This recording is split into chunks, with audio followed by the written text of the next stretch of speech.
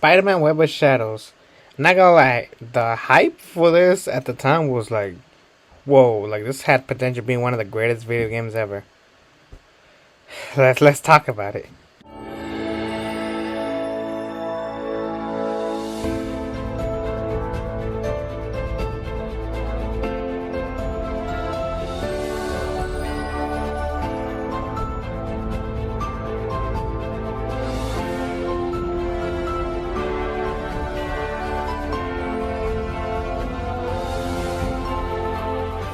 Now I remember the promos for this was everywhere.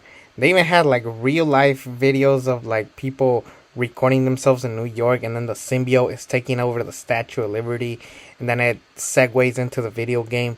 They did a lot for this video game, and I don't blame them. I mean, Activision was doing great work with the video game. They had a really badass poster with Spider-Man in the front, Venom on one side, Wolverine on the other, and I was like, yo, this has potential being one of the greatest video games of all time. And it was alright.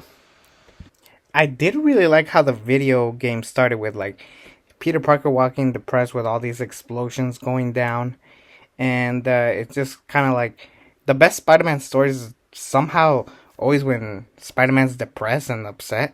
I don't know how that happens, but it does work for its case, and I liked it. It was a nice way to kick off the series, and it actually kicks off the trailers if you haven't seen them. The idea of Venom taking over New York City and having all these symbiotes take over the world, it's like it had so much potential, and it did a good job at that part of the aspect. I'll say what I have to say about the final battle, but it was kind of cool to see other superheroes helping out Spider-Man. Like, it wasn't just Wolverine, who, by the way, the picture that they show you and the Wolverine that you get in the video game don't match. So already you're getting catfished. They had Moon Knight, they had Luke Cage, all these different characters. They even had S.H.I.E.L.D., they referenced Stark Industries. Black Cat's also in this video game, and I thought that her role in here was a solid one, and I'm just like, if Black Cat was heavily involved in this, why was MJ kind of part of it? I don't know. They kind of try to push one over the other, and then I don't know. I thought one did better than the other, and I personally I think Black Cat is just amazing, and I'm glad that they're showing her more love and more time, and I'm pretty sure sooner or later they're gonna have her in the movies. So yes, let's go. Let's give Black Cat her justice.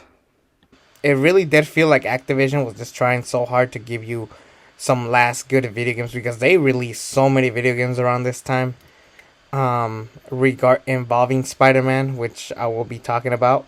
And this one, for the most part, I think this was the one that excited me but also disappointed me, because what it felt like we were getting, and it kind of was what we got, was that first half of the Spider-Man 2 video game that we got in PS5 in 2023.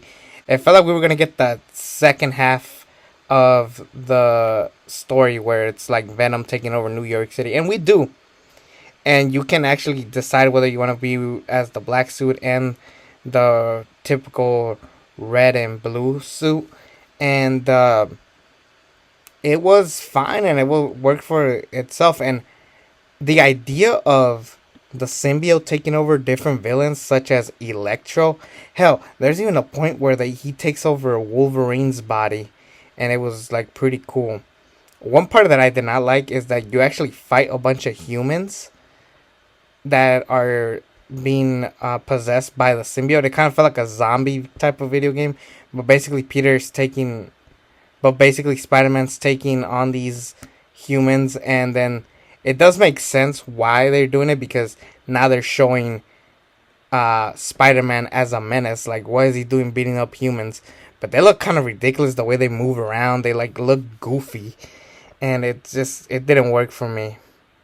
And then the idea of fighting other symbiotes, like a lot of other supervillains as symbiotes, it worked and it didn't work, because I think the idea of Electro as a symbiote could have been cool. Like, a symbiote with electric powers would have been cool. A symbiote with Wolverine claws would have been cool. but they just look kind of lame and typical. They kind of dropped the ball, and they could have actually introduced us the other symbiotes. I don't know if they were very popular around this time, but they could have done something really cool with that. And they just never did. And we never got Scream, we never got Riot, we never got Carnage. We mainly just stuck to Venom. And the idea of Eddie Brock wanting to ruin Spider-Man's reputation was a smart idea. I think this is the best way they could have gone about it. And this idea of like, can you beat Venom? Because around this time, Venom was everything. Even as bad as Topher Grace was, Venom was everywhere. One massive criticism that I think we all have is Spider-Man's voice. He sounds very generic. Like, I don't like it. Like, his voice is like, it doesn't gravitate you. Like, you could kind of understand that they were going for the young aspect, but he kind of came off too young, if I'm making any sense. I kind of wish we gotten other characters to use as, like, not just Spider-Man. This could have been the good opportunity to play as other characters. Also, I didn't like the design of MJ. She kind of looked like a punk rocker chick, and yeah, I don't know. That's not what MJ looks like to me, and I didn't like it. The final battle with Venom was cool. Whether or not, how do you feel about the idea of him turning into a massive giant? I mean, can you really complain? Because let's be honest, in Spider-Man 2, Venom gets wings, and I think that was pushing it, if I'm being quite honest. The powers that the symbiote suit has in this one, it's not that much of a difference as you would as a regular Spider-Man. They do heavily try to shoot for a comic accurate version of the symbiote suit. It is more powerful, and I do like it. I would have to say that this game was all right. I think it stops. I think it starts and it stops really, really fast. It was very fine for what it was. I don't see myself ever replaying this. I was happy that I finally got to play it. I wanted to hear what the hype was about. Some people are actually very divided on this game. I think some of the voices are terrible in this game. I do like the gameplay. I think that's honestly the best part, the gameplay.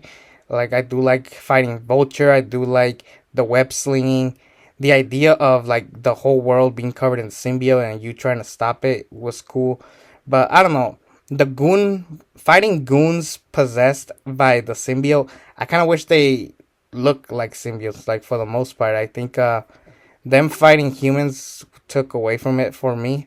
But I was fine with it. Venom looking like Severus was alright, but it was a little too much. I feel like that was overkill, if I'm being honest.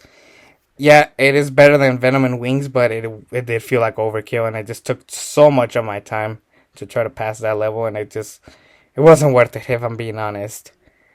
Overall, I think the game was fine, not great, and I don't know. I think the voice, like I said, was terrible. The character usage was alright.